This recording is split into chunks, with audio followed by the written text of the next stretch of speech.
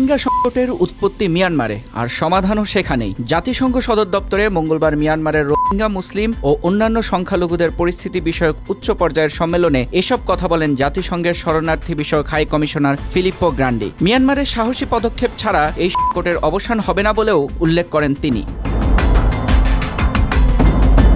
2017 সালে সেনাদের সহিংসতায় 7,50,000 রোহিঙ্গা বাংলাদেশে পালিয়ে আসে। বর্তমানে বাংলাদেশে আশ্রিত প্রায় 12 লাখ রোহিঙ্গা। নতুন সংকটে যুক্ত হয়েছে আরও 1.5 লাখ। অথচ রাখাইন রাজ্যে তাদের জীবনে এখনও ভয়, বৈষম্য আর অধিকারহীনতা বিরাজ করছে বলে স্মরণ করিয়ে দেন তিনি।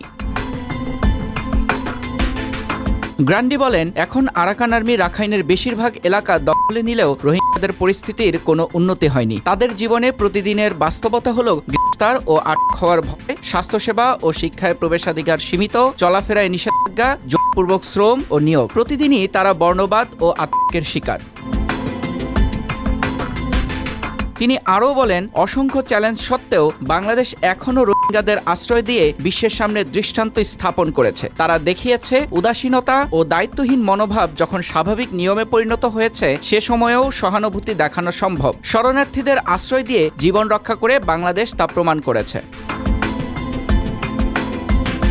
গ্রান্ডি বাংলাদেশকে কৃতজ্ঞতা জানানোর পাশাপাশি বিশ্বব্যাংক ও এশীয় উন্নয়ন ব্যাংকের $1.25 বিলিয়ন সহায়তারও প্রশংসা করেন। তবে বাংলাদেশে মানবিক সহায়তা তহবিলের ঘাটতি এখনও রয়ে গেছে বলেও উদ্বেগ প্রকাশ করেন UNHCR প্রধান। পর্যাপ্ত তহবিল না এলে জরুরি সহায়তায় কাটছাট হবে, শিশুদের অপুষ্টি বাড়বে এবং অনেকে বিপজ্জনক সমুদ্র যাত্রায় নামতে বাধ্য হবে বলে শঙ্কা প্রকাশ করেন তিনি।